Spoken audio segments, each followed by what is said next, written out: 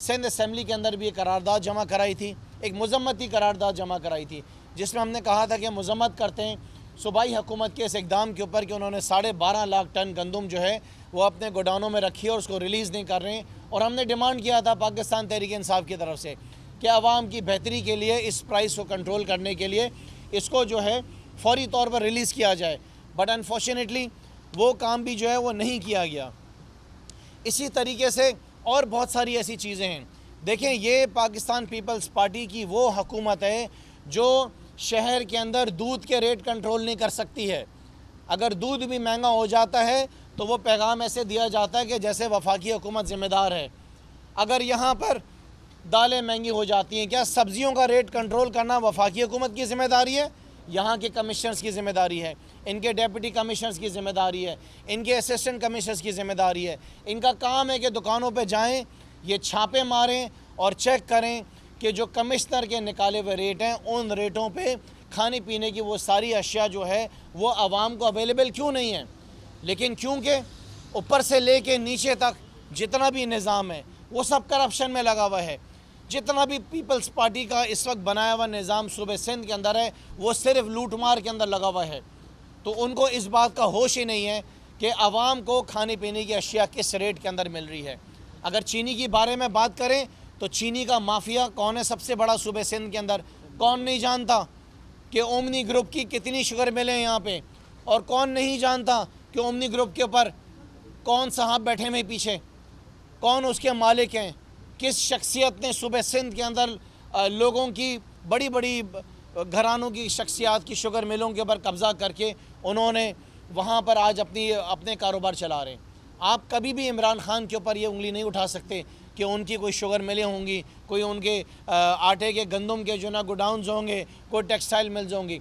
वज़ीर आज़म इमरान खान साहब लोगों की खिदमत करने के लिए, आवाम की खिदमत के लिए दिन रात मेहनत कर रहे हैं। लेकिन दूसरी तरफ हम ये देखते हैं कि एक सूबाई हुकूमत जो कि नाकाम हुई है, जो कि फ़ेल हुई है, जो कि 12 साल से इक़्तिदार के अंदर है, जिसका सूबे सिंध के अंदर 5वां दौर है, लेकिन इन 5 दौरों के बाद भी पाकिस्तान पीपल्स पार्टी सिंध के लोगों को पीने का पानी पिलाने में नाकाम हुई है। इन 5 दौरों के बाद भी ये स्कूलों में तालीम देने में नाकाम हुई है। इन 13 सालों के खरबों रुपए इन्होंने जो है सेहत पे ख़र्च किया, उसके बावजूद सिंध के लोगों के पास जो है बेसिक जो इलाज की सहूलियात हैं वो उनके पास अवेलेबल नहीं है। ये इनका 12वां साल चल रहा है और आप देखें कि शहर के अंदर बल्कि पूरे सूबे के अंदर अमन व अमान के क्या हालात हैं। बिलावल जो हैं वो 2 दिन बैठते हैं कराची के अंदर और हफ्ते में बाकी 5 दिन गुजारते हैं दुबई के अंदर। 5 दिन दुबई में गुजार कर जब कराची वापस आते हैं एक प्रेस कॉन्फ्रेंस करते हैं और सुना है जहाज़ पकड़ते हैं और वापस दुबई निकल जाते हैं। इन लोगों ने क्या मुल्क की खिदमत करनी है? इनको क्या गर्ज़ है इस बात से कि शहर के अंदर सूबे के अंदर आटा जो है वो किस कीमत में मिल रहा है, सूबे के अंदर जो सब्ज़ियां हैं वो किस कीमत के अंदर मिल रही हैं, सूबे के अंदर आवाम को पीने का पानी नहीं मिल रहा, हस्पतालों में दवाइयाँ नहीं मिल रही है, इनको कोई गर्ज़ नहीं है। सो हम एक दफ़ा फिर डिमांड कर रहे हैं सूबाई हुकूमत से कि ये 12.5 लाख टन गंदम जो आप छुपा के अपने गोडाउनों के अंदर बैठे हुए हैं और ये जो कीमतें बढ़ रही हैं इसकी ज़िम्मेदारी जो वफाकी हुकूमत के ऊपर आप डालना चाह रहे हैं, हम इसकी मजम्मत करते हैं। हम डिमांड करते हैं कि ये गंदम फौरी तौर पर रिलीज़ की जाए।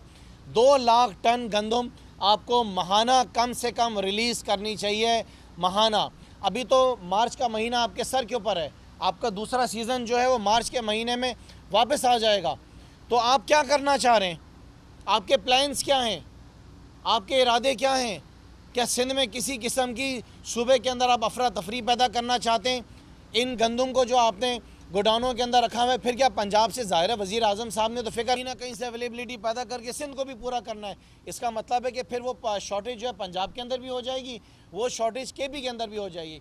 हम वज़ीर आज़म साहब से भी गुजारिश करते हैं, हम सिंध के जो अवामी नुमाइंदे हैं वज़ीर आज़म साहब से गुजारिश करते हैं कि पाकिस्तान पीपल्स पार्टी की ये सोची समझी ये जो प्लानिंग है जिसके ज़रिए ये आटे का बुहरान पैदा कर रहे हैं, आटे की कीमतें बढ़ा रहे हैं, इसका नोटिस लिया जाए।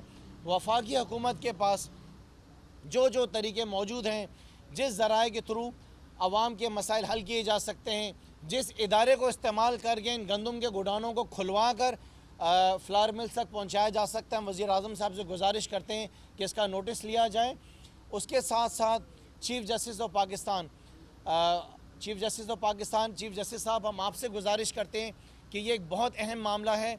सूबाई हुकूमत पाकिस्तान पीपल्स पार्टी की 12.5 लाख टन गंदम गोडानों के अंदर छुपा के बैठी है। ऑलरेडी नैब के अंदर केस चल रहा है। आप इसका नोटिस लें, हुक्म देते हुए इसको फौरी तौर पर रिलीज़ कराएं ताकि सूबे सिंध के लोगों का ये मसला हल हो सके। जी एक सेकंड, बिलाल साहब कुछ कहना चाह रहे हैं। बिस्मिल्लाहिर्रहमानिर्रहीम। आप सब लोगों का बहुत बहुत शुक्रिया। देखें, जो खुरम ने आपको सब डिटेल बता दी, हाँ, एक मैं आपको सिंपल बता दूं कि ये डिमांड और सप्लाई का जो गैप आर्टिफिशियल क्रिएट किया गया है, और जो ये प्राइस अभी वीट प्राइस आपका जो फ्लो है वो 60-65 रुपए पे जो अवेलेबल है आटा, अगर ये कल रिलीज़ कर दी जाए आपके फ्लोर मिल्स को का आपका आटे का प्राइस फ़ौरन 50 रुपये हो जाएगा। लेकिन ये आर्टिफिशियल शॉर्टेज करके एक पैनिक कर रहे हैं। तो हम डिमांड करते हैं कंपटीशन कमीशन ऑफ पाकिस्तान से, FIA से और जितने भी इदारे हैं कि फ़ौरन इस पर एक्शन लें, क्योंकि ये हमारी हुकूमत तो जो कार्टेलाइजेशन है उसके ख़िलाफ़ है। ये एक आर्टिफिशियल कार्टेल बना के शॉर्टेज क्रिएट की जा रही है और आवाम को परेशान किया जा रहा है। बस मैं सिर्फ ये कहना चाह रहा था कि ये आर्टिफिशियल शॉर्टेज को हम बर्दाश्त नहीं करेंगे, और प्राइम मिनिस्टर साहब कल इसकी एक स्पेशल मीटिंग भी कॉल कर रहे हैं, और प्राइस कंट्रोल जो एसेंशियल आइटम्स हैं उस पर इंशाल्लाह ताला आप देखेंगे कि कल एक अहम फैसले होंगे। आप सब लोगों का शुक्रिया। देखिए, ये आवाम की परेशानी है, ये आवाम के मसाइल हैं। आवाम को अगर सुबह सिंध नहीं मिल रही हैं तो ये हमारी ज़िम्मेदारी है।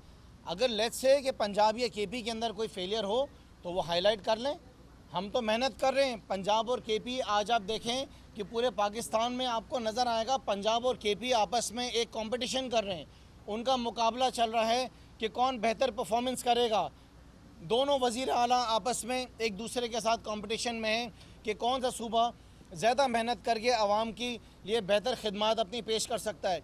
लेकिन जब हम सूबे सिंध को देखते हैं तो सूबा सिंध जो है पाकिस्तान पीपल्स पार्टी की क़यादत के अंदर दिन ब दिन पीछे निकलता जा रहा है। आवाम की यहाँ पर चीखें निकल रही हैं। आवाम के जो बेसिक इशूज़ हैं वो हल नहीं हो रहे हैं। मैंने आपसे बताया कि सूबे भर के अंदर, मैं नहीं कहता हूँ, वाटर कमीशन ने यह बात कही कि 70% सूबे सिंध के अंदर लोग जो पानी पीते हैं is unfit for human consumption. ये बात मैंने तो नहीं कही। ये कितने मसाइल हैं सूबे के अंदर। मैंने आपसे कहा कि अगर सब्जियां महंगी हैं तो क्यों नहीं पाकिस्तान पीपल्स पार्टी की सूबाई हुकूमत के अंदर यहाँ पे जो कमिश्नर्स बैठे हुए जाके क्यों नहीं कंट्रोल करते हैं। दूध के रेट ये कंट्रोल नहीं कर सकते हैं, आप अंदाज़ा लगाएं। सब्जियों के रेट, दालों के रेट इनसे कंट्रोल नहीं होते हैं। ये बात करते हैं वफाकी हुकूमत की। आवाम को गुमराह किया जा रहा है, जरदारी प्लानिंग के थ्रू आवाम को गुमराह किया जा रहा है अब वफाकी हुकूमत के ख़िलाफ़। ये हमारी ज़िम्मेदारी है कि हम आवाम को बताएं कि वफाकी हुकूमत की क्या ज़िम्मेदारियाँ हैं, सूबाई हुकूमत की क्या ज़िम्मेदारियाँ हैं। वफाकी हुकूमत अरबों रुपए दे रही है सूबाई हुकूमत को, अरबों रुपए। अब ये टाइम आ गया है कि हम हिसाब लें, हम पूछें सूबाई हुकूमत से कि क्या कर रहे हैं यहाँ पर बैठ के। यहाँ तो नज़र आ रहा है कि कोई bunch of white collar criminals बैठे हुए सारे। ये आवाम की बेहतरी के लिए काम नहीं कर रही पीपल्स पार्टी। ये आवाम के हक़ में पीपल्स पार्टी सुबह में काम नहीं कर रही है। ये आवाम के ख़िलाफ़ काम कर रही है। ये यहाँ पर बैठकर साजिशें कर रही है, आवाम को तकलीफ़ें पहुँचा रही है, आवाम को परेशानियाँ दे रही है। हम यहाँ पर बैठे आपको ये बातें हाईलाइट कर रहे हैं कि क्या मसाइल हैं, क्या इशूज़ हैं और इनको हल होना चाहिए। आज मैं यहाँ पर बैठ के अपने वज़ीर आज़म से डिमांड कर रहा हूँ ना, अपने वज़ीर आज़म से कह रहा हूँ कि वज़ीर आज़म साहब इस बात का नोटिस लीजिए कि 12.5 लाख टन गंदम जो है वो पीपल्स पार्टी की हुकूमत जो है, सिंध हुकूमत, वो यहाँ पे अपने गोडाउनों में दबा बैठी है और आवाम के पास यहाँ आटा अवेलेबल नहीं है। पाकिस्तान तहरीक इंसाफ की ज़बान से आज तक आपने कभी भी नहीं सुना होगा कि उन्हें के इलेक्ट्रिक की कोई तारीफ़ की हो। हम कभी भी के इलेक्ट्रिक के स्पोक्स पर्सन यहाँ बैठ कर नहीं बनेंगे। जो चीज़ें हैं वो हैं सिस्टम में। आप देखें कि आज शहर कराची के अंदर हमने एहतजाज करा के इलेक्ट्रिक के बाहर, हमने वज़ीर आज़म साहब को ख़त लिखे, मीटिंग्स हुई। आज आपकी लोड शेडिंग के अंदर बेहतरी आई है। आज लोड शेडिंग शहर के अंदर कम हुई है। हमने के इलेक्ट्रिक को पाबंद किया है, काम करवा रहे हैं उनसे, उनके सर पे खड़े होकर काम करा रहे हैं। समझें कि डंडा हाथ में पकड़ के उनके ऊपर काम करा रहे हैं। एंड वील मेक जी, हम किसी भी कोई भी ऐसा शख्स हो जो आप समझें कि मुतनाज़ हो, उसके फेवर में बात नहीं करेंगे। ना मुझसे एक्सपेक्ट करेंगे कि मैं के इलेक्ट्रिक का स्पोक्स पर्सन बनूँ। सो के इलेक्ट्रिक बेहतर परफॉर्म कर रही है, आज बेहतरी आई है, हम और बेहतर करेंगे। लेकिन याद रखें, जो कि मेरी समझ ये कहती है कि जब तक एक सप्लाई, एक पावर चेन जो है वो सप्लाई अगर अकेला काम करती रहेगी तो माफिया की शक्ल में काम करेगी। हम उससे एक्सपेक्ट नहीं कर सकते हैं। जब तक एक से ज़्यादा 2-3 कंपनीज नहीं आएंगी कराची के अंदर, मैं समझ रहा हूँ कि बेहतरी मुकम्मल तौर पर नहीं आ सकती है। नहीं देखें, ये आप बिल्कुल नहीं कह सकते हैं। आज पाकिस्तान की तारीख के अंदर मेरे ख्याल से जिन वज़ीर आज़मों ने अपने 5-5 साल दौर भी पूरे किए होंगे, उनकी परफॉर्मेंस 2-2.5 साल में इतनी नहीं होगी। आप देखें ना कि पाकिस्तान का कौन सा वज़ीर आज़म आपने आज तक देखा जो दिन में 5-5, 6-6 मीटिंग्स कर रहा है। डेली मीटिंग्स हो रही है, अलग अलग डिपार्टमेंट्स को बुलाया जा रहा है, अलग अलग इदारों को बुलाया जा रहा है। और अगर मुल्क में कोई फूड सिक्योरिटी का कोई इशूज़ हैं तो उसके ऊपर भी मीटिंग्स हो रही हैं। हर चीज़ का नोटिस लिया जा रहा है। हम तो कहते हैं ना कि जितना भी हम खराज तहसीन, ना बिकॉज के वो हमारा प्राइम मिनिस्टर है, नॉट बिकॉज के मैं तहरीक इंसाफ से बिलोंग करता हूँ। एज सिटीज़न ऑफ पाकिस्तान मैं ये समझता हूँ कि हमारी आज एक खुश नसीबी है। हम अल्लाह के बड़े शुक्रगुजार हैं कि उसने हमें आज एक ऐसा वज़ीर आज़म दिया कि जिसको मुल्क की फ़िक्र है, उसको अपनी जायदाद की, अपने कारोबार की फ़िक्र नहीं है। वो पाकिस्तान को आगे लेके जा रहा है। वो दुनिया के अंदर पाकिस्तान का जो एक चेहरा है, पाकिस्तान की जो इकॉनमी है, पाकिस्तान की फ़ॉरेन पॉलिसी वो बेहतर हुई है। कब दुनिया के अंदर पाकिस्तान की इस तरह जो है तारीफ़ें की गई हैं? कब पाकिस्तान को ईज़ ऑफ डूइंग बिज़नेस में जो है उसके ग्रेड्स जो हैं वो ऊपर किए गए, जो 142 था जो 108 पर आया। ये सारी इनिशिएटिव्स जो हैं वो वज़ीर आज़म इमरान खान के हैं। कब दुनिया के अंदर आपने ऐसा सुना कि पाकिस्तान के अंदर टूरिज़म जो है वो बेहतर हो रहा है? ये सब चीज़ें पहली दफ़ा पाकिस्तान के अंदर हो रही है ना, कि दुनिया भर से लोग पाकिस्तान के अंदर घूमने फिरने के लिए केपी की साइड पर आ रहे हैं, वहाँ पर आ रहे हैं, इंजॉय कर रहे हैं, पाकिस्तान के मौजूदा हालात देखें। और आपने कब ऐसा देखा कि आज पाकिस्तान के जितने भी इदारे हैं वो वफाकी हुकूमत के साथ मिलकर काम कर रहे हैं, हुकूमत को मजबूत कर रहे हैं और आगे की तरफ बढ़ रहे हैं।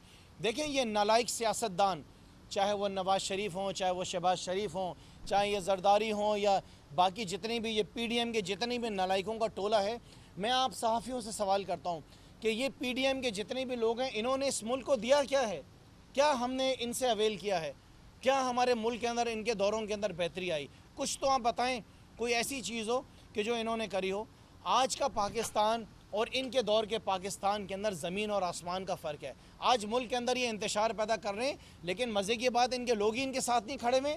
आज पाकिस्तानी ये देख रहे हैं, कोई पाकिस्तानी अपने अफवाज पाकिस्तान के ख़िलाफ़ बात सुनने को तैयार नहीं है। उनको पता है कि खुदा ना खास्ता मुल्क पे कुछ होगा तो सबसे पहले आगे अफवाज पाकिस्तान खड़ी होगी, जो कि शहीद हो रही होगी। हमारा नंबर तो बाद में आ रहा होगा।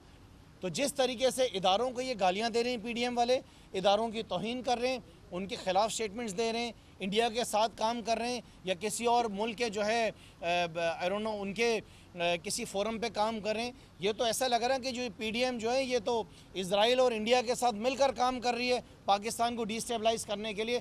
पाकिस्तान की कौम वज़ीर आज़म साहब के साथ खड़ी हुई है, इमरान खान के साथ खड़ी है। ये चाहे कुछ भी कर लें, मैं आपको आज चैलेंज कर रहा हूँ एस खुर्रम शेर ज़मान कि पाकिस्तान क्या ये किसी भी जमात को अपने साथ इकट्ठा कर लें, सारी क़ुव्वतों को एक साथ इकट्ठा कर लें। मैं आपको बताऊं कि इमरान खान के साथ परवरदिगार साथ खड़ें इस मुल्क की बेहतरी के लिए, इस मुल्क को पाकिस्तान को आगे ले जाने के लिए। चाहे जितने लोगों को इकट्ठा कर लें, इमरान खान इनको अकेला शिकस्त देगा, अकेला। और मुझे इस बात पे यकीन क्यों आता है कि देखें कि क्या वजह थी कि पाकिस्तान के अंदर ऐसे और भी बहुत सारे वज़ीर आज़म आए ना। अल्लाह ताला ने अगर किसी वज़ीर आज़म को चुना तो वज़ीर आज़म इमरान खान को चुना, जिसने हमारे प्यारे नबी हज़रत मोहम्मद मुस्तफ़ा सल्लल्लाहु अलैहि वसल्लम के लिए उनके जो स्टेटमेंट्स उनके लिए दुनिया भर से आ रहे थे, उसके ऊपर उन्होंने बात की यूनाइटेड नेशंस में। क्यों नहीं उनसे पहले मुशर्रफ ने बात की, नवाज़ शरीफ ने बात की, जरदारी ने बात नहीं की, किसी ने बात नहीं की। ये भी अल्लाह ताला ने ही जो है ये बख्शा ये अपॉर्चुनिटी वज़ीर आज़म इमरान खान को, जिन्होंने उस फोरम पे हमारे प्यारे नबी के लिए जो है बात करी। तो इमरान खान पाकिस्तान की कामयाबी का एक सबसे बड़ा पिलर है और उसको कोई भी नहीं हिला सकता इंशाअल्लाह ताला।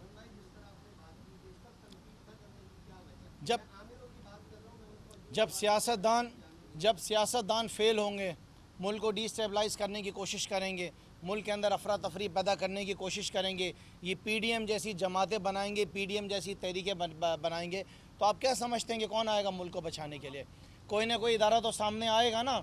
और वही इदारा आएगा जिससे कौम मोहब्बत करती है, जिससे कौम चाहती है, जिस पर यकीन रखती है कि मुल्क को बचा सकती है। तो हमेशा याद रखें कि जब मुल्क के अंदर ऐसे हालात पैदा होंगे तो आपकी कौम हमेशा नज़र उसी इदारे की तरफ रखती है कि वह हमारी मदद करे और मुल्क को बचाए। शुक्रिया।